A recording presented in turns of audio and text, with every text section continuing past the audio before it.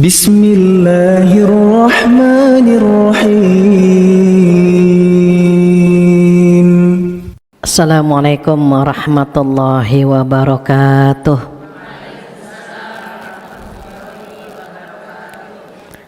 Bismillahirrahmanirrahim. Nahmaduhu wa nasta'inuhu wa nastaghfiruh wa na'udzubillahi min syururi anfusina wa min sayyiati a'malina.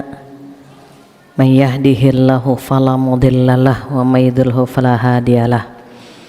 Asyhadu an la ilaha illallah wahdahu la syarikalah wa asyhadu anna Muhammadan abduhu wa rasuluh la nabiyya ba'dah.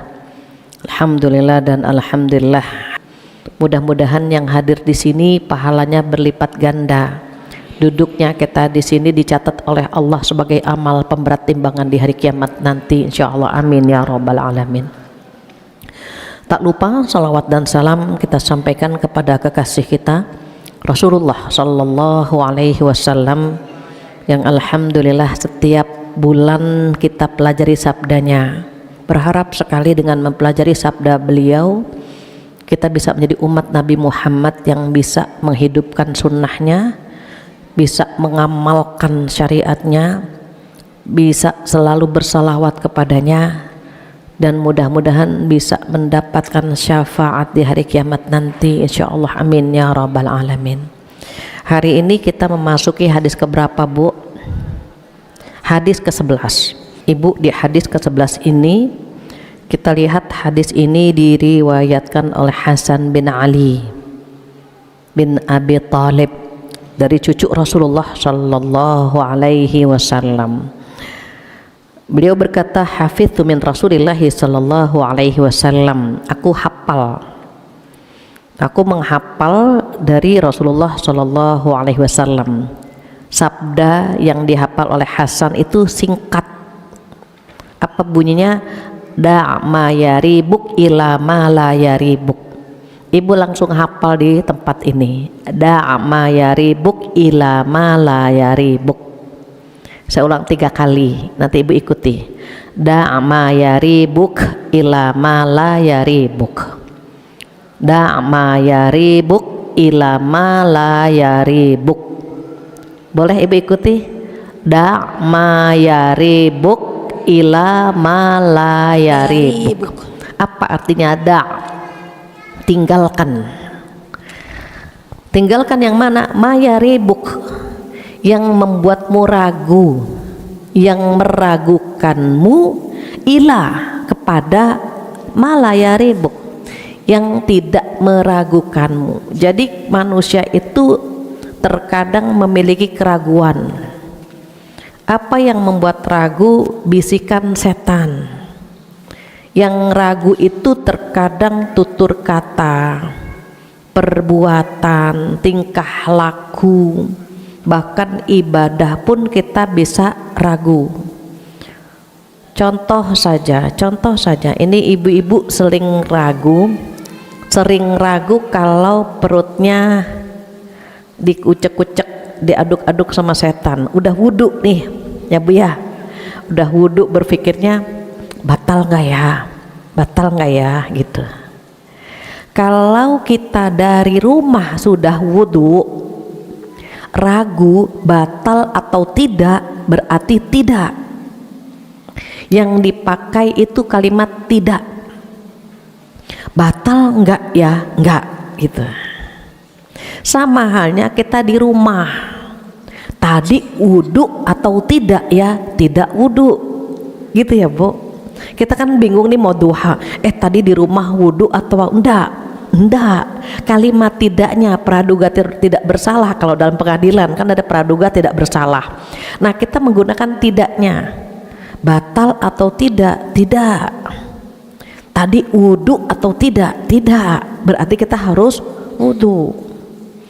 Kenapa? Perempuan itu kan penuh dengan keraguan, apalagi yang belum menikah, ragu banget dia pria baik-baik atau tidak gitu.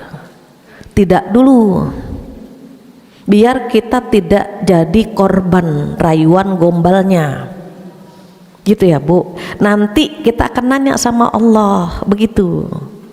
Banyak perempuan yang kena diabetes, kena gula karena terlalu sering mengkonsumsi rayuan manis. Kenalah diabetes, dia kena gula. Jadi kalau misalnya adik-adik ada yang masih sendiri, ketika ada pria datang melamar, kita mengatakannya belum tahu kan Bu, jadi dia belum tentu orang baik, agar kita bergantung kepada Allah, agar kita sholat istikharah. Pasti perempuan kalau dilamar seneng, kalau ada yang suka seneng, apalagi pria itu misalnya 3T, takwa, tampan, tajir, pengennya kan langsung diterima. Tapi kan kita tidak tahu, makanya kita konsultasi sama Allah. Nanti Allah akan bimbing nolak atau nerima, begitu. Kenapa? Oh, harus bergantung, membiasakan diri bergantung kepada Allah, itu bagus. Jangan sampai kita merasa tahu segalanya. Justru karena kita tidak pernah tahu apa yang akan terjadi sama kita, kita konsultasi kepada Allah. Mencari pasangan, memilih kendaraan, memilih rumah, memilih teman, apa saja. Kenapa? Karena kita penuh dengan keraguan. Kira-kira tinggal di sini nyaman atau tidak, begitu. Sehingga keraguan itu harus dihilangkan dengan bergantung sama Allah, sehingga Allah yang akan memberikan ketenangan, begitu. Ada seorang ibu bertanya, Bu Fathia, ngapain semuanya harus istikharah? Apa-apa istikharah, apa-apa istikharah gitu. Akhirnya saya bilang, Ibu, kita kalau ke tempat yang kita tidak pernah tahu, kita buka Google Map kan. Kita buka Google Map dan kita percaya banget sama Google Map. Google Map bilang turn right, kita turn right ke kanan. Turn left, kita turn left ke kiri. Percaya banget sama Google Map, padahal ini buatan manusia. Padahal Google Map kadang-kadang ngajak ngasruk-ngasruk. Jalan kecil, Masya Allah, kita diajak ngasruk-ngasruk, tapi kita nggak pernah komplain kan, cuma ini Google Map gimana sih gitu ya.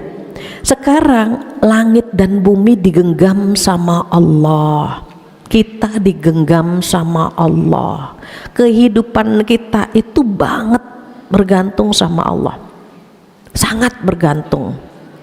Jadi karena kita bergantung sama Allah, terus nanya terus kan gitu, nggak mungkin kita ngambil keputusan sendiri, nggak berani kita ngambil keputusan tanpa melibatkan Allah. Maka dalam keraguan, Allah tempat kita bertanya. Nah begitu juga dalam tutur kata. Nih kita mau posting, Ibu, sekarang kan netizen suka ada yang julid ya Bu. Lisannya nggak bermain, tetapi jari-jarinya itu bermain. Kita mau posting, kira-kira tutur kata kita melukai atau tidak, kira-kira postingan kita menyakiti atau tidak, itu kita baca berulang-ulang tuh, kita baca lagi sampai bismillah, yakin bismillah kita posting.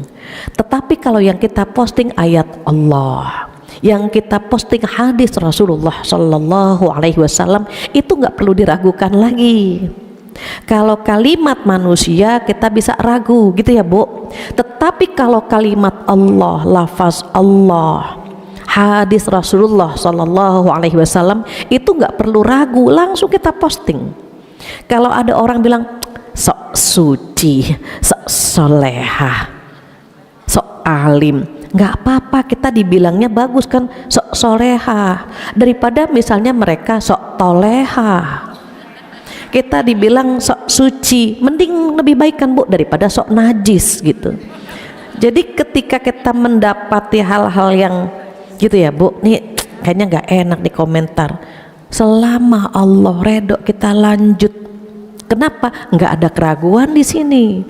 Kalimat Allah, kalimat Rasulullah, nggak ada keraguan, posting saja.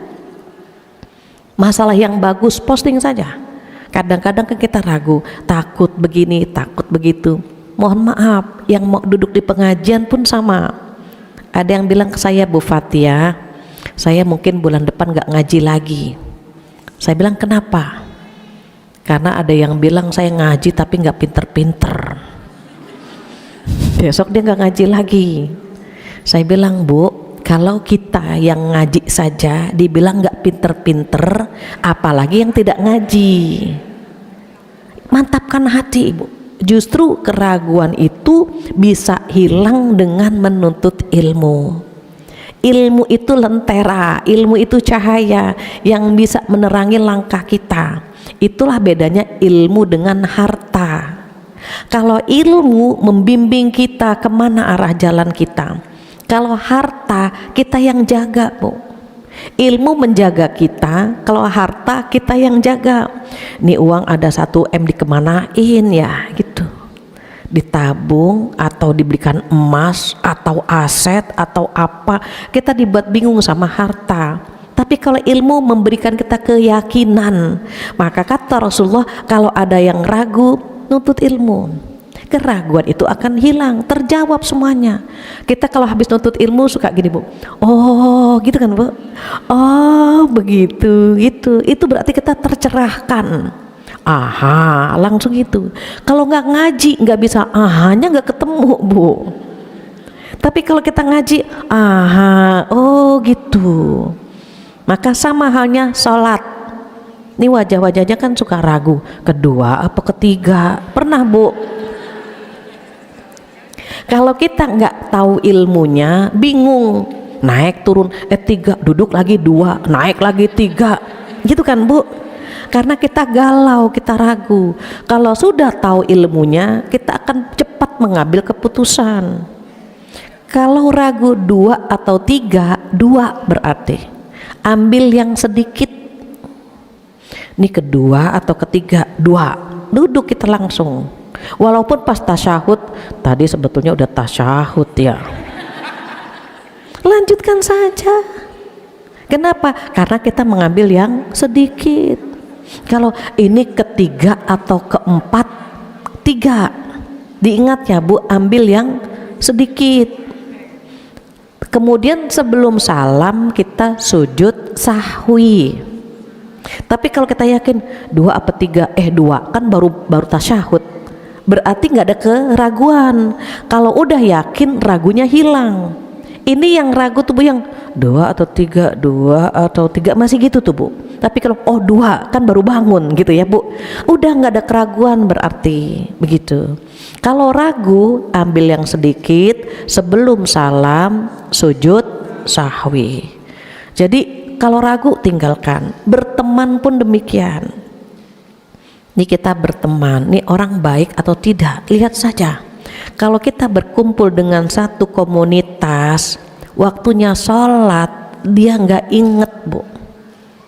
Kita kan pernah begitu ya, Bu, makan-makan, nongki-nongki, ngobrol-ngobrol, adzan berkumandang, Allahu Akbar, masih makan. Jam 1 kita perhatikan, enggak ada yang bergeming. Jam 2, ini bukan circle yang bagus. Kita kalau kumpul sama orang tidak baik, deg-degan kita, Bu. Pada sholat apa enggak sini, pada sholat apa enggak, gitu kan, Bu. Beda kalau kita berteman dengan orang baik-baik. Selambat-lambatnya dia sholat, pasti masih ingetin kita. Ya Allah, di jam 1 kita belum sholat, gitu kan, Bu. Pasti ada kalimat kita belum sholat. Kenapa? Karena dia merasa tidak nyaman. Ibu-ibu di sini kan wajahnya solehah semua nih. Walaupun kadang-kadang sholatnya terlambat ya, Bu, yang penting sholat. Walaupun kadang-kadang sholatnya nggak khusyuk, kan banyak yang bertanya begitu, Bu Fatia, saya sholat tapi pikiran kemana-mana. Nggak apa-apa, lanjutkan sholatnya. Nggak apa-apa sholat pikiran kemana-mana daripada kemana-mana nggak sholat. Liburan nggak sholat, nikah nggak sholat, jadi gitu, pagar ayu nggak sholat, malah rugi. Jadi kalau kita sholat bagusnya khusyuk. Tapi kan setan menghantam kita, Bu, kiri kanan depan belakang, lupa lagi gitu ya. Diingat ya, Bu, diingat, jangan sampai 3 waktu berturut-turut sujud sahwi ini, Bu. Zuhur sujud sahwi, asar lupa lagi sujud sahwi lagi, maghrib jangan sampai, ya Allah maghrib 4 ya, sujud sahwi lagi dia. Itu yang harus kita jaga. Dosa pun sama, Jangan sampai melakukan dosa 3 hari berturut-turut, dosa. Terlalu jauh Bu jatuhnya Bu. Apalagi mohon maaf, hari ini kita memasuki tanggal 1 bulan Zulhijjah. Amal soleh dilipat gandakan pahalanya, khawatir dosa pun demikian.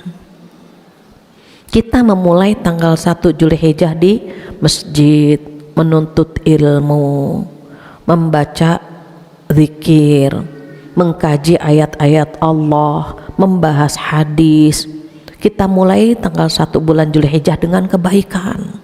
Jangan sampai kita nodai ketika keluar dari masjid ini. Kadang-kadang nauzubillah ya Bu, setan tuh lebih licik dari apa yang kita pikirkan. Di masjidnya bagus, keluar masjid langsung nanya, ngelihat tadi nggak Bu Susi? Iya ngelihat, liatin deh bajunya sama jilbabnya nggak matching. Iya. baru keluar Ibu, baru keluar dari masjid. Nanti gayanya khusyuk, nanti semuanya dibacain tuh. Tahu nggak Bu Tuti yang senderan? Dia tidur waktu ngaji, astagfirullah. Dia udah namanya disebut sama Allah Ibu. Saking tenangnya dia baca doa tidur, tetapi namanya disebut sama Allah. Semua yang duduk di sini nih Bu, disebut namanya sama Allah semuanya Bu, satu persatu di hadapan para malaikat disebut Bu. Yang pertama datang siapa, yang terakhir datang siapa, yang nganter air Ibu walaupun cuma sebentar. Itu malaikat nanya, ya Allah bagaimana dengan hambamu yang cuma datang sebentar, cuma betulin mic doang, cuma nuangin air saja, cuma mengantarkan gitu ya Bu, sebentar dia cuma datang. Apa kata Allah? Catat namanya sebagai orang yang duduk di majelis ilmu. Coba Ibu, yang sebentar saja dicatat Ibu, apalagi yang lama kita yang hadir dari pagi. Ibu jam berapa tadi duduk di sini? Jam 9. Oh ada yang jam 8. Masya Allah. Oh jauh, di mana? Oh yang kemarin yang dari BSD. Alhamdulillah jam 8 ya Bu, setiap langkah. Kemarin Ibu datang tadi habis subuh kan? Sekarang udah berkurang jam 8 ya Bu. Jadi setiap ada keyakinan untuk hadir di sini karena kita tahu ilmunya, kita tahu pahalanya, maka kita termotivasi untuk mengamalkannya. Contoh, karena kita memasuki tanggal 1, Ibu kemarin udah potong kuku nggak? Sunnah ya Bu, sunnah. Ketika memasuki tanggal 1 bulan Zulhijjah, yang mau kurban udah nggak boleh motong kuku. Jadi baiknya ketika memasuki tanggal 1 Zulhijjah, yang mau kurban nggak boleh potong kuku. Tapi Ibu baru tahu, oh nggak boleh ya. Terus tiba-tiba tanggal 6, tanggal 7 kukunya gondrong. Dipotong boleh nggak? Boleh. Kan hukumnya sunnah. Hukumnya sunnah memotong kuku sebelum memasuki tanggal 1 bulan Zulhijjah. Kalau ternyata di tengah bulan Zulhijjah rambut gondrong, kuku gondrong misalnya, terus kita potong boleh nggak? Boleh, karena anjurannya hanya sunnah, otomatis melakukannya hanya makruh, tidak sampai larangan kepada haram. Maka hal-hal seperti itu ya nggak dapat pahala sunnah misalnya gitu. Terus kita tahu nih, oh udah tanggal 1 ya. Nah karena sudah tanggal 1 bulan Zulhijjah, ada 7 hal yang perlu kita lakukan agar kita nggak ragu-ragu lagi ya Bu, karena banyak ritual-ritual yang membuat kita ragu. Apa yang pertama? Yang pertama, perbanyak sholat sunnah. Nih bulan Zulhijjah ini pahalanya besar. Sholat duha, qobliyah ba'diyah, sholat malam, witir, perbanyak tuh Bu. Kenapa? Pahala dilipat gandakan. Maka perbanyak sholat sunnah. Yang kedua apa? Yang kedua perbanyak puasa sunnah. Kalau Ada yang puasa hari ini sampai tanggal 9, bagus. Jadi tanggal 1 sampai tanggal 9 Zulhijjah itu sunnah. Dari mana dalilnya? Di surat Al-Fajr Allah berfirman, a'udzubillahi minasyaitonirrajim, wal fajri walayalin ashr. Demi waktu fajar dan demi malam yang 10. Malam yang 10 ada beberapa ulama berbeda pendapat di situ. Ada yang berpendapat malam yang 10 itu tanggal 1 sampai tanggal 10 bulan Zulhijjah. Kalau tidak salah Ibnu Abbas termasuk yang berpendapat malam 10 itu tanggal 1 sampai 10 bulan Zulhijjah. Coba Allah bersumpah demi malam yang 10. Jadi 10 malam ini nih keren Bu, Masya Allah. Ada pendapat yang kedua, malam yang 10 itu adalah tanggal 1 sampai tanggal 10 bulan Muharram. Berarti bulan depan. Ada juga ulama yang berpendapat tanggal 21 sampai tanggal 30 Ramadan. Mengapa ulama berpendapat dengan 3 pendapat ini? Karena masing-masing memiliki dalil. Masing-masing melihat ada hari yang istimewa di 10 hari tersebut. Kalau bulan Zulhijjah karena ada hari Arafah. Kalau bulan Muharram karena ada hari Asyura. Kalau bulan Ramadan karena ada malam Lailatul Qadar. Makanya ulama berpendapat di 3 waktu ini. Jadi kalau ada yang puasa nggak usah ragu-ragu, puasa lanjutkan. Dari tanggal 1 sampai tanggal 9. Karena tanggal 10-nya haram puasa tanggal 10. Idul Adha kan berarti Bu. Terus kalau ya terlambat, kita nggak bisa puasa dari tanggal 1, perbanyak saja puasa sunnah yang lain. Bisa Senin, Kamis, atau hari Tarwiyah. Hari Tarwiyah itu 1 hari sebelum hari Arafah. Mohon maaf, misal ya Bu, kita kalau lihat kalender kita, Idul Adha itu kan jatuh hari Senin, gitu ya Bu ya. Hari Senin Idul Adha, maka puasanya Sabtu dan Ahad, 2 hari. Sabtu hari Tarwiyah, Ahad hari Arafah. Kalau nggak bisa juga 2 hari, ya ibu itu lagi pada kondangan Bu misalnya. Gimana dong? Ambil 1 hari, boleh Bu, yaitu hari Arafah saja. Mengapa puasa hari Arafah, puasa 1 hari, dihapus dosa-dosa kita 1 tahun yang lalu dan 1 tahun yang akan datang. Masya Allah Ibu, rugi kalau hari Arafah nggak puasa tuh, rugi banget Ibu. Karena puasa 1 hari menggugurkan dosa 2 tahun, 1 tahun yang lalu dan 1 tahun yang akan datang. Dosa-dosa yang mana? Dosa-dosa kecil. Dosa besar dihapus dengan taubatan nasuha. Maka selain kita memperbanyak sholat sunnah, usahakan memperbanyak puasa sunnah. Nanti tanggal 11, 12, 13 bulan Zulhijjah tuh haram puasa Bu. Tadi ya contoh Idul Adha misalnya hari Senin, Selasa, Rabu, Kamis haram puasa.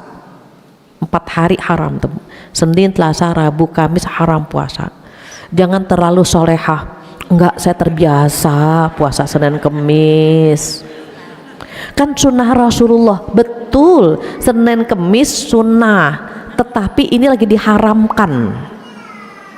Enggak boleh Bu, Allah mengharamkan gitu ya.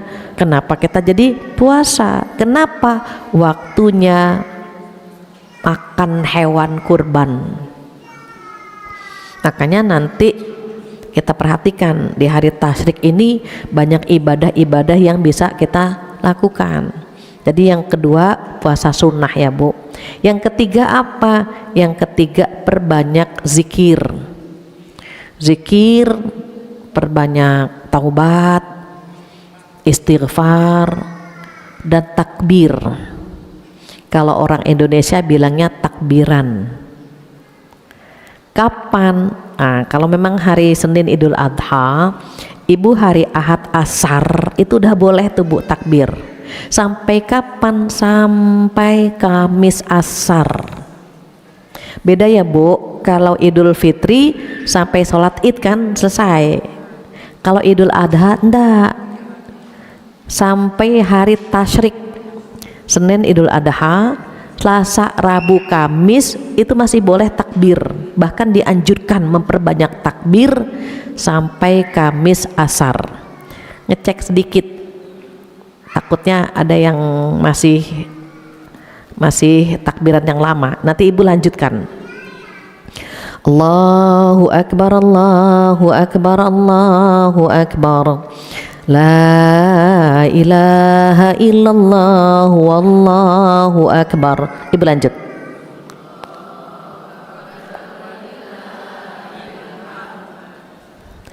Walillahil hamd, bukan walillahil ham. Awalnya asalnya walillahil hamdu. Jadi Ibu pernah dengar alhamdulillah, alhamdu dulu baru lillah. Kalau ini lillah dulu baru alhamdu. Kalau digabung walillahil hamdu, begitu. Kalau digabung, karena kita berhenti diwakafkan, wakaf ya Bu, wakaf kan berhenti. Walillahil hamd gitu. Terkadang masih suka ngedenger di masjid walillah ilham. Ilham dari mana? Jadi nanti kita luruskan, bukan walillah ilham, tapi walillahil hamd gitu ya Bu. Oke, kita ulang lagi. Allahu Akbar, Allahu Akbar, Allahu Akbar. La ilaha illallah wallahu akbar.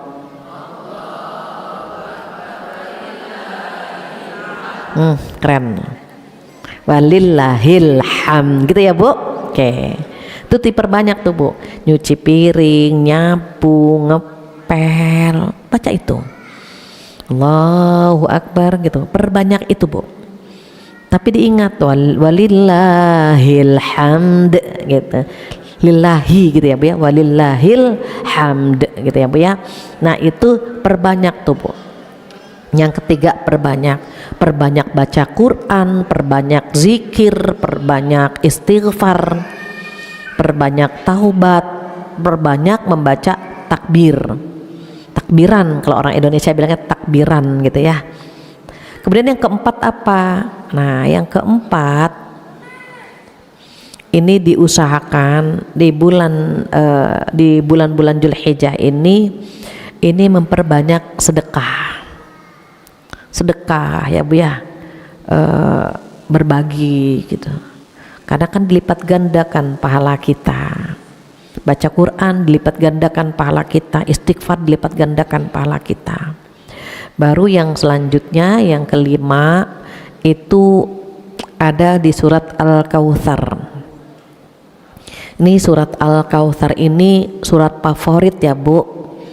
Ibu kalau lupa surat panjang balik lagi ke inna a'tayna kal kautsar, balik lagi ke situ. Nah, kata Allah apa? A'udzubillahi minasyaitonirrajim. Inna a'tayna kal kautsar. Sesungguhnya kami telah memberikan kepadamu ya Muhammad sallallahu alaihi wasallam nikmat yang sangat banyak. Apa sih nikmat yang Allah berikan kepada beliau? Kenabian, syafaat, telaga Kautsar, punya istri sehebat Khadijah radhiyallahu anha, anak-anak yang luar biasa. Walaupun ayat ini turun kepada beliau, namun hukumnya berlaku untuk kita. Seakan-akan Allah bilang kepada kita apa Bu? Sesungguhnya kami, kata Allah, telah memberikan kepada kalian semua nikmat yang sangat banyak. Apa nikmat yang kita terima? Oh, tidak terhitung jumlahnya, Ibu. Pertama, nikmat iman. Kita dilahirkan dalam kondisi turis, turunan Islam. Ada yang mu'alaf di sini? Masya Allah, kalau ada yang mu'alaf, dia memilih jalan kembali kepada fitrahnya. Fitrahnya fitrah tauhid. Namun dia mengikuti lingkungan yang ada, entah orang tuanya, entah temannya, dia tidak memilih agama tauhid. Ketika dia mu'alaf, dia kembali kepada fitrahnya dia, maka alhamdulillah nikmat iman, nikmat Islam, nikmat diberikan kekuatan beramal soleh. Ibu, kita dikasih kenikmatan, Bu, duduk di sini, nuntut ilmu, nutup aurat, bisa menjalankan perintah Allah, meninggalkan larangan Allah. Masya Allah, itu, Bu, nikmat banget. Jangan cemburu, jangan ngiri dengan yang sifatnya duniawi, udah tinggalin, Ibu. Dia enak banget ya, bisa duduk-duduk, nongkrong-nongkrong, itu duniawi, Ibu. Dia enak banget ya, bisa jalan-jalan, bisa makan di restoran, duniawi. Ngiri sama orang-orang yang amalnya banyak. Masya Allah ya, enak ya, dia bisa ngaji, dia bisa sedekah, dia bisa menjalankan aktivitas sunnah yang banyak. Ngiri, Bu, sama yang sifatnya akhirat. Apalagi umur kita udah tidak muda ya, Bu, kayaknya rata-rata 30 ke atas ya. Ada yang sudah 40 ke atas, ada yang 50 ke atas, yang ragu-ragu tinggal. Umur kita ini udah, kita nggak pernah tahu ya, Bu, kita nggak pernah tahu kapan menghadap Allah Subhanahu wa Ta'ala. Jadi kalau dari tahun ke tahun amalan kita standar begitu aja tuh, malu, Masya Allah, malu, Ibu. Qadarullah itu belum lama ya, Bu, saya punya keponakan 20 sekian umurnya, Bu, karena sakit meninggal, Bu. Meninggalnya tuh kayak milih sendiri. Malam Jumat dikuburkannya di makamnya orang-orang baik-baik gitu. Di situ saya bercermin, Masya Allah, kalau kita boleh memilih meninggalnya di hari yang baik, yang menyolatkan banyak, yang mendoakan banyak, gitu ya, Bu ya. Seandainya kita boleh milih, Bu, kita pengen banget meninggal dalam kondisi husnul khotimah, harinya indah, dalam kondisi yang indah, kan gitu ya, Bu, pengennya kan gitu. Tetapi kan Allah mewafatkan kita tergantung kebiasaan kita ngapain, kan gitu. Jadi ketika kita merasa ada yang kayaknya ragu, nggak nyaman gitu, kalau misalnya ragu mau ke bioskop, ragu, nggak usah ke bioskop, Ibu. Kenapa? Takut meninggal di bioskop, kan gitu, Bu. Terkadang kita kan punya keraguan, Bu, kalau mau ke bioskop, aduh takut meninggal di bioskop ya gitu, nggak jadi kita, Bu. Kita mau ngerumpi, aduh takutnya lagi ngerumpi tiba-tiba gitu kan, Bu, nggak jadi. Ada sebuah kisah seorang wanita cantik sekali, Bu, Masya Allah, cantik sekali. Suaminya pun mengakui dia wanita yang cantik, Bu. Punya hidung takabur, Bu, mancung hidungnya, matanya bulat, alisnya seperti semut beriring. Kalau kita kan semutnya seperti lari-larian ya, Bu. Hidung tawadu gitu kan, biasa-biasa saja. Dia ketika bercermin, dia lihat, Masya Allah, cantik sekali aku ya, dia bilang. Pria mana yang tidak tergila-gila melihat aku? Kata suaminya apa? Ada yang tidak tertarik dengan perempuan. Siapa? Disebutkanlah Syekh ini gitu, Fulan. Kata perempuan ini, di mana dia? Saya akan datangi. Perempuan, Bu, kalau udah merasa cantik luar biasa, Bu, ngeri. Kata suaminya, ada di musola ini, di masjid ini gitu ya, di masjid ini namanya Fulan, beliau di sana. Perempuan itu udah cantik, dia berpenampilan dandan, Bu, bersolek secantik mungkin, terus pakai cadar. Ibu tahu cadar kan, yang nutup, yang kayak ayat-ayat cinta gitu. Tapi orang cantik walaupun pakai cadar kan kelihatan ya Bu ya, matanya kedip-kedip gitu kan, hidungnya. Kita pakai cadar kan langsung Bu, hidung kita kan tawadu, kelihatan Bu. Datanglah perempuan ini, dilihat di masjid. Oke, ada ulama, ada seorang ustadz sedang menghadapi jamaahnya yang mau konsultasi. Nah, syekh ini Bu itu mendengarkan curhatnya jamaahnya, ngantri ya Bu yang mau konsultasi, sampai giliran dia Bu. Perempuan cantik ini bilang, "Syekh, ulama ya ustadz, mohon maaf saya agak rahasia konsultasinya, bisa nggak agak ke pojok sedikit gitu." Masih di masjid ya Bu, masih di masjid. Perempuan kalau udah menggoda kan ngeri Bu. Akhirnya baik, tapi kan masih masjid, orang masih lalu lalang, masih banyak orang. Agak ke masjid, dibuka Bu cadarnya. Terus gitu, wah masya Allah, kaget Bu ulama ini, cantik sekali gitu. Langsung apa kata ulama ini? Apakah Anda aman ketika Anda menggoda pria baik-baik dan Anda meninggal dalam kondisi menggoda pria baik-baik? Apakah Anda aman jika saya tergoda dengan Anda dan kita melakukan hal yang dilarang oleh Allah Subhanahu wa taala dan kita meninggal? Apakah Anda aman? Ada 16 pertanyaan Bu, sampai perempuan ini menggigil ketakutan Ibu. Ketakutan, apakah Anda aman gitu? Kalau Anda meninggal dalam kondisi seperti ini, punya niat buruk, bersolek untuk pria lain, itu ketakutan perempuan itu Bu. Pulang Bu ke rumah, nangis dia Bu, nangis, takut mati dalam kondisi menggoda orang baik-baik. Setelah itu dia taubat, dia perbanyak ibadah. Suaminya nyesel Bu. Kenapa? Karena perempuan ini dulunya seperti pengantin baru, terus ibadah terus gitu Bu sama suaminya, karena cantik Bu.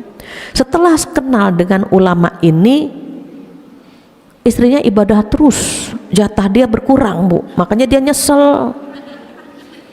Jadi artinya apa?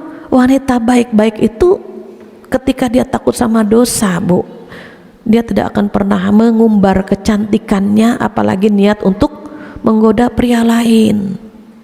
Kenapa? Khawatir ada yang menyimpan kecantikan kita dan dia berimajinasi dan seterusnya. Maka perempuan baik-baik itu akan menjaga kehormatannya. Kita kalau lihat di Al-Quran kan ada larangan, fala takhdha'na bil qaul, jangan melenje-lenjekan suara gitu kan Bu. Kalau bilang sama bapak-bapak terima kasih saja, nggak usah maaci bapak, maaci, enggak. Kenapa huruf S-nya jadi ganti C gitu? Kecuali kalau sama suami sendiri silahkan. Ibu mau cadel, mau pelok, mau apa, silahkan, halal, pahala. Tapi kalau sama suami orang, ndak. Pisang ya pisang, nggak usah picang gitu ya, biasa saja gitu. Kenapa? Tadi kita khawatir ada keraguan di sini, aduh gitu ya, jangan-jangan gitu. Yang ragu tinggalkan semua, baik tutur kata kita, perbuatan kita, amal soleh kita gitu. Kita harus yakin dengan ilmu yang kita punya. Makanya ngaji yang paling bagus begini nih Bu, face to face, ketemu gitu. Kalau ngajinya sendiri di YouTube, maaf ya Bu ya, kadang-kadang kita suka salah paham apa yang dimaksud oleh Ustadz di sana. Contoh, ini ada yang bertanya begini, Bu Fatia, memang kalau kita sholat lagi baca Fatihah, tiba-tiba kita nguap Bu, gitu ya Bu ya, emang harus diulang sholatnya? Saya bilang mungkin Mbak salah paham. Yang dimaksud diulang bukan sholatnya, bacaannya. Enggak, Ustadz itu bilang maka harus diulang, begitu doang bahasanya kan Bu. Dia memahami diulang sholatnya, bukan. Contoh, misalnya kita baca Bismillahirrahmanirrahim gitu kan Bu, Alhamdulillahirabbil, gitu, nguap. Diulang Bu, Alhamdulillahirabbil alamin. Jangan sambil nguap sambil baca Alhamdulillah. terus lanjut. Ndak. Tadi anggaplah bacaan yang tadi itu belum sempurna. Atau sama, misalnya kita baca ihdinas siratal mustaqim siratal ladzi terputus kan Bu, ulang lagi, maksudnya begitu. Bukan sambil batuk lanjutin siratal ladzina alaihim. Enggak, an'amtanya kan belum kebaca. Diulang bacaannya, bukan sholatnya. Seperti itu tuh Bu, contoh ya Bu ya. Jadi kalau misalnya kita ragu, nanya kepada yang tahu. Khawatir keraguan itu diikuti oleh yang lain, jadi ikut ragu gitu. Makanya perilaku kita, tutur kata kita, ibadah kita harus betul-betul yakin. Kenapa? Kalau kita ndak yakin, itu ibadahnya khawatir ngambang Bu. Karena ibadah yang diterima itu cuma 2 syaratnya. Apa yang pertama? Niatnya benar. Yang kedua, caranya juga benar. Niatnya benar untuk siapa? Untuk Allah saja. Jangan untuk yang lain. Jangan karena mertua datang kita langsung sholat mulu, sholat Allahu Akbar biar mertua denger.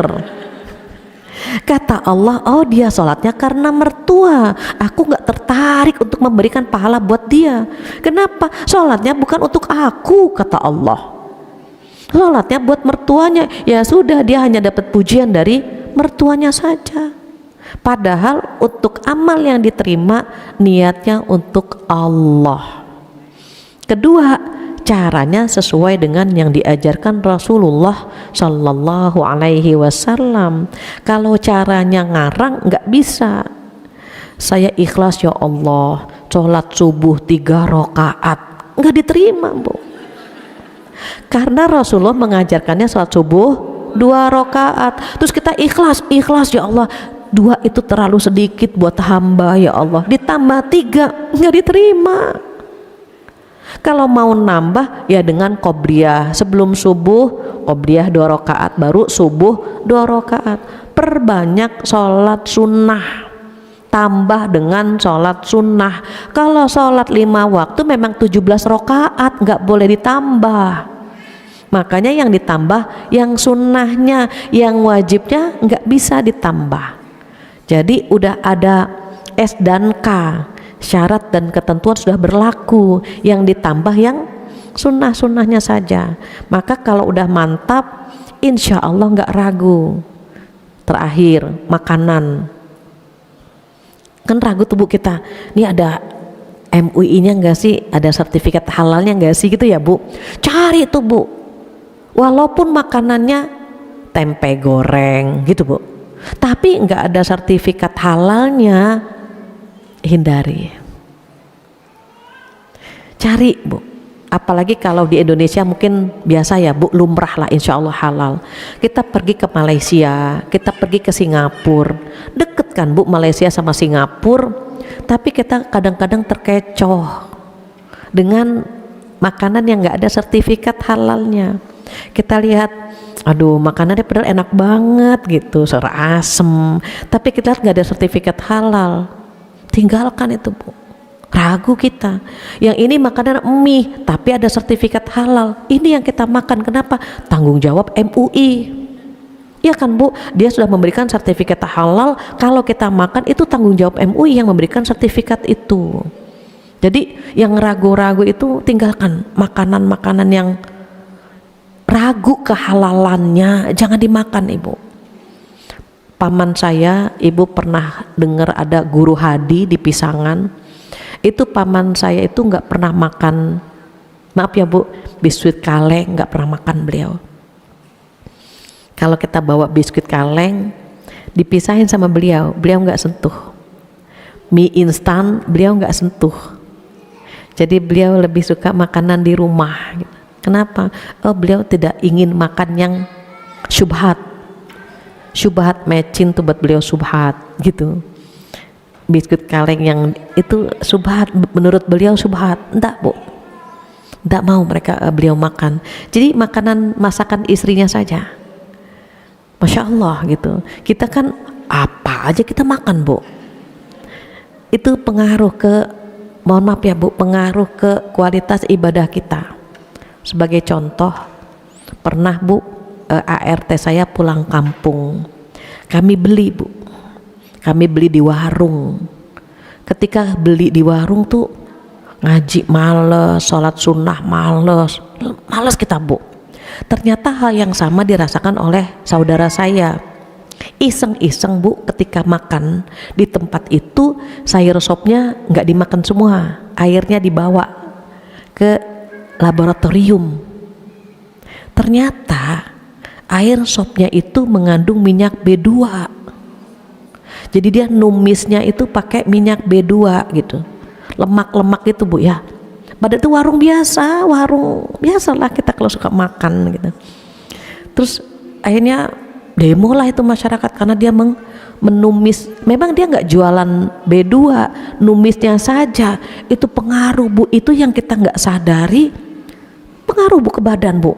Sholat males, ngaji males gitu. Itu pengaruh ke badan. Jadi kalau kita ragu, tinggalkan dan biasakan. Kita, anak-anak kita tuh biasakan. Makanya anak-anak kalau mau makan nggak usah jauh-jauh ke Kelapa Gading ya, sebentar Umi cek dulu, kan keluar tuh Bu, ini halal atau tidak.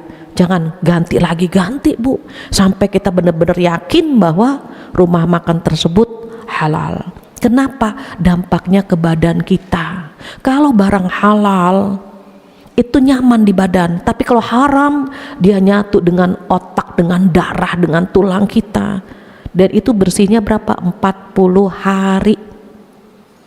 Maka Masya Allah Bu, kalau kita ingin membersihkan itu butuh waktu lama. Nah mumpung bulan Dzulhijjah, kita mulai berhati-hati meninggalkan hal-hal yang ragu, yang halal saja. Tadi ya kita pengen bulan Dzulhijjah ini kan amal soleh yang kita lakukan, berarti sholat idnya kita udah niatkan, saya mau sholat Idul Adha, karena ayatnya fasolli li rabbika wanhar, maka sholatlah karena Tuhanmu dan berkurbanlah. Jadi kalau pengen amal diangkat ke langit, niatnya karena Allah, caranya juga benar. Makanya kalimatnya fasolli li rabbik gitu Bu. Sholatlah karena Tuhanmu dan berkurbanlah. Mudah-mudahan kita diberikan kemampuan mengamalkan sunnah-sunnah Rasulullah, mengamalkan amal-amal soleh di bulan-bulan Dzulhijjah ini. Harapannya apa? Bisa istiqomah meningkatkan amal soleh di bulan-bulan berikutnya. Demikian, wallahu a'lam bishawab. Nggak terasa jam 11:10. Jika ada yang ingin disampaikan, ada waktu berapa menit Neng? Sekarang 10 menit. 10 menit. Boleh. Baik, saya kembalikan lagi kepada MC, silahkan. Alhamdulillahirrabbilalamin, bisa ikut gabung ke sini. Alhamdulillah. Assalamualaikum warahmatullahi wabarakatuh. Waalaikumsalam warahmatullahi wabarakatuh. Mohon maaf ya Bu, saya duluan tanya soalnya maklum jauh-jauh ya.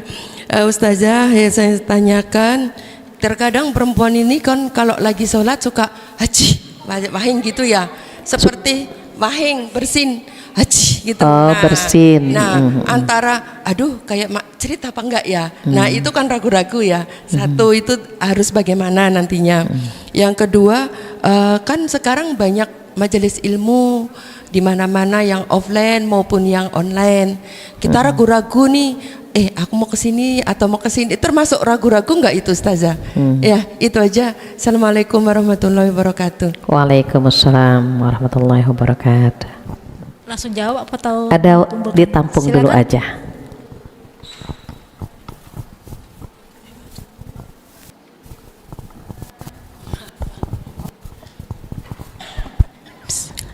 Bismillahirrahmanirrahim. Terima kasih Ustazah. Assalamualaikum warahmatullahi wabarakatuh. Waalaikumsalam warahmatullahi wabarakatuh. Baik Ustazah, saya mau gini, orang tua saya sudah meninggal dua-duanya. Kemudian saya suka, sejak orang tua saya meninggal, saya suka mengirimkan yasin gitu, tahlil. Kemudian ada beberapa bulan kemarin saya sudah meniatkan untuk membaca Al-Quran 1 gelondong pahalanya untuk kedua orang tua saya. Tapi kemudian saya melihat kajian, saya juga mengikuti kajian Ustadz Salafi, Ustadzah, dan saya juga melihat di sosial media ada Ustadz Salafi yang mengatakan bahwa tidak diajarkan oleh Rasulullah untuk memberikan hadiah bacaan Quran. Yang saya pertanyakan, mungkin doa iya nyampe gitu, tapi pahala membaca Al-Quran tidak nyampe seperti itu, tapi doa nyampe. Nah, yang saya pertanyakan, terkadang kita dalam majelis taklim itu ila hadratin Nabi Mustafa Muhammadin sallallahu alaihi wasallam Al-Fatihah. Nah, itu kan umul kitab ya Ustazah. Itu bagaimana? Jadi saya juga agak sedikit ragu-ragu gitu, apakah selama ini saya salah gitu mengirimkan Yasin atau pahala Quran, karena saya sebelum membaca Quran saya mengajukan proposal kepada Allah. Ya Allah, aku ingin mengaji ini sampai hatam, pahalanya untuk kedua orang tua saya, kemudian saya dapat bacaannya saja gitu. Baik gitu Ustazah. Syukran kasir. Assalamualaikum warahmatullahi wabarakatuh. Waalaikumsalam warahmatullahi wabarakatuh. Satu lagi atau sudah cukup?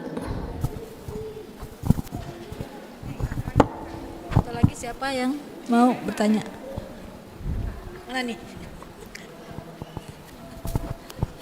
Assalamualaikum warahmatullahi wabarakatuh. Waalaikumsalam.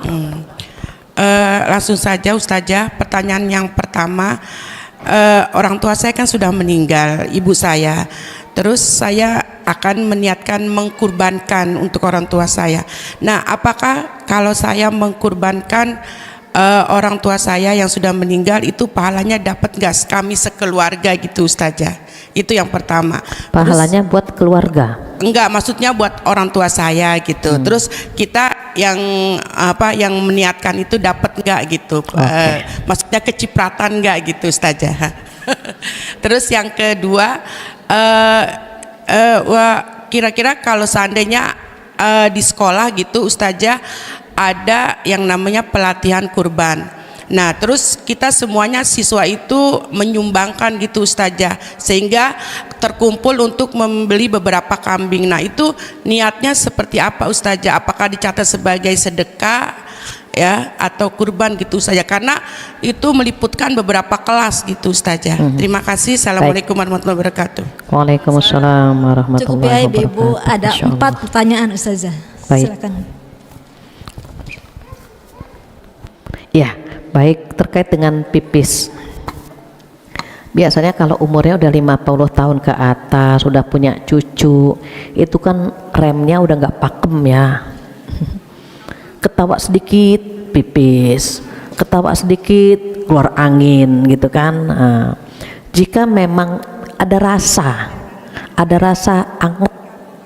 hangat gitu, berarti keluar. Tapi kadang-kadang yang keluar itu, mohon maaf, bukan pipis tapi air yang ada di dalam, bukan dari kandung kemih gitu maksudnya. Dan yang paling tahu kita, jadi keluar nggak gitu.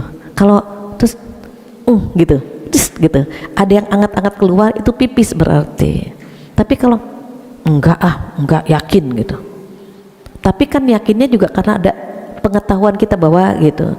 Kalau kita misalnya enggak, ini bukan, udah yakinkan diri bahwa itu bukan pipis, tetapi air yang keluar dari dalam, bukan dari kandung kemih begitu. Jadi kan dia kan hacin, airnya itu jatuh gitu ya.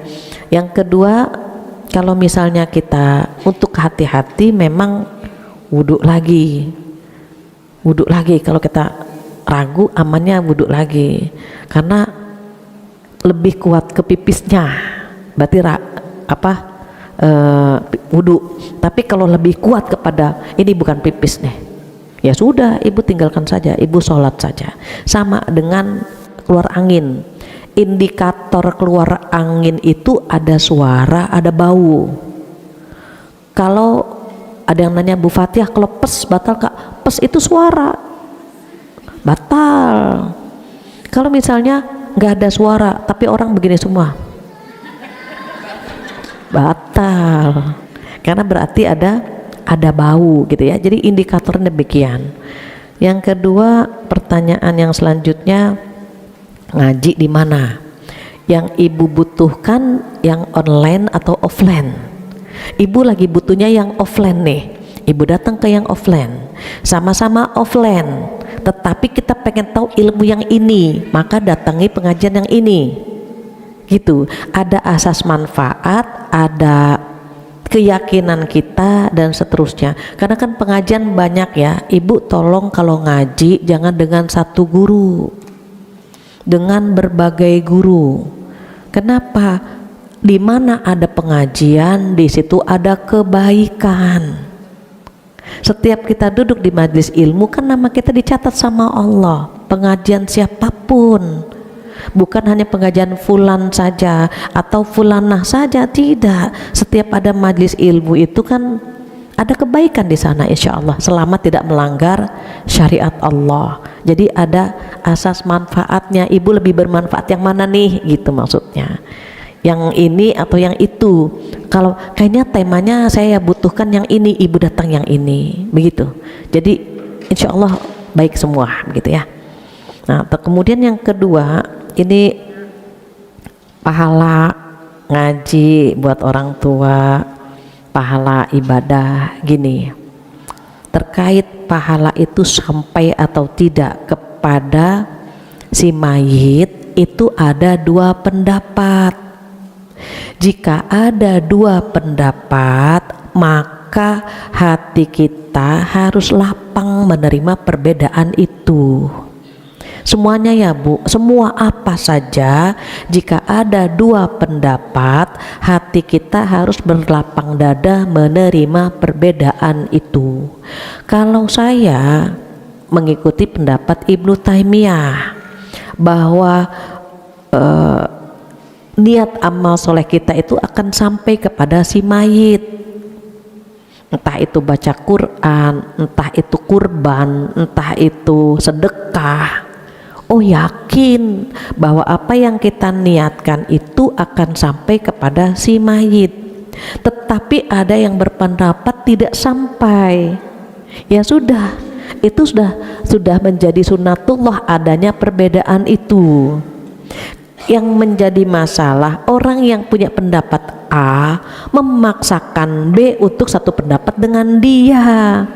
Itu nggak boleh. Kan memang ada dua pendapat gitu. Sama, nggak usah jauh-jauh. Rasulullah pernah kunut, pernah tidak kunut, gitu ya. Imam Syafi'i membaca kunut, Abu Hanifah tidak membaca kunut. Tapi Imam Syafi'i kalau pergi ke negerinya Abu Hanifah, Imam Syafi'i nggak baca kunut. Begitu juga Abu Hanifah kalau pergi ke negerinya Imam Syafi'i, Abu Hanifah baca kunut. Betapa dada mereka lapang menerima perbedaan. Yang menjadi masalah, kita memaksakan pendapat kita kepada orang lain, padahal ada dua pendapat. Ibu sempat viral ya Bu, ada masalah khilafiyah, apakah haram atau tidak, begitu kan. Kita disibukkan dengan masalah khilafiyah sampai kita lupa ada hal yang perlu kita lakukan. Contoh misalnya, kalau saya sebutkan takut viral nih. Ibu sempatlah di media sosial ya, berpendapat ini haram, gitu kan, itu sempat viral. Ibu tahu ketika orang sibuk membahas ini, mereka ingat nggak Palestina sedang dibantai, gitu, di Rafah digenosida. Itu kan pembantaian itu. Seharusnya kita mendoakan mereka, berkontribusi, tapi karena kita sibuk dengan yang khilafiyah ini, sampai kemanusiaan kita pun tidak terbangun, gitu Bu. Sibuk dengan perbedaan ini. Jadi kalau misalnya kita yakin, oh ada dua pendapat, kita ngambil pendapat yang ini, yakin bahwa ini boleh, ini sampai, begitu.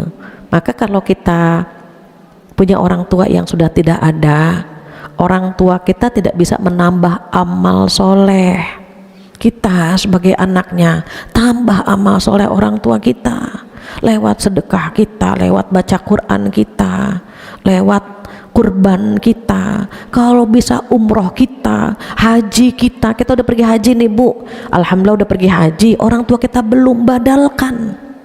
Karena hukum itu bukan hanya dari Al-Quran dan hadis saja, ada qiyas di situ. Maka nyambung kepada pertanyaan ketiga, Rasulullah Shallallahu Alaihi Wasallam itu menganjurkan seorang pria membadalkan haji orang tuanya. Jadi kalau anak ini dibolehkan membadalkan haji, mengkodok puasa orang tua, berarti amal soleh yang lain juga dibolehkan gitu. Jadi hukum itu bukan hanya dari Al-Quran, hadis, tapi ada qiyas, dikiaskan, dianalogikan. Jadi dianalogikan, oh badal haji Rasulullah menganjurkan, kodok puasa orang tua dibayarkan, berarti ibadah yang lain juga dibolehkan, begitu. Nah terakhir apa? Kita dapat pahala nggak? Dapat dong. Kan yang kurban misalnya, kan yang berkurban uangnya uang kita gitu. Kita bersedekah uangnya uang kita gitu kan. Kita umroh gitu ya. Kita umroh ke Masjidil Haram, udah umroh buat kita, umroh juga kan buat orang tua kita kan yang mengerjakan kita, insya Allah dapat pahala.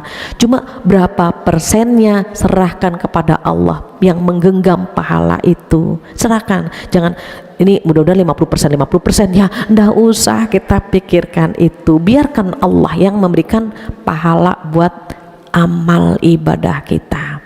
Demikian ibu-ibu solehah, mudah-mudahan bermanfaat ya. Jadi kalau ada dua pendapat, yakinkan dengan pendapat salah satu ulama. Kenapa? Ulama ini punya dalil semua ibu. Ulama ini punya payung hukumnya, punya dalilnya. Kita tinggal mengikuti salah satunya, nggak ada masalah insya Allah. Demikian ibu-ibu solehah, nggak terasa setengah 12 sedikit lagi ya Bu ya. Saya rasa cukup sekian untuk pertemuan hari ini. Mudah-mudahan kita bisa saling mengingatkan, bisa saling mendoakan. Diingat ya Bu, bulan Dzulhijjah bulan haram. Minimalisir dosa, minimalisir maksiat. Jangan sampai di bulan haram kita banyak melakukan dosa, na'udzubillah. Kita tingkatkan amal soleh, kita kurangi dosa dan maksiat. Itu saja kesempurnaan milik Allah, kekurangan dari saya. Mohon dibukakan pintu maaf yang sebesar-besarnya. Kita tutup dengan doa penutup majlis bersama-sama. Subhanakallahumma wa bihamdika asyhadu an la ilaha illa anta astaghfiruka wa atubu ilaik. Wabillahi taufiq wal hidayah. Wassalamualaikum warahmatullahi wabarakatuh.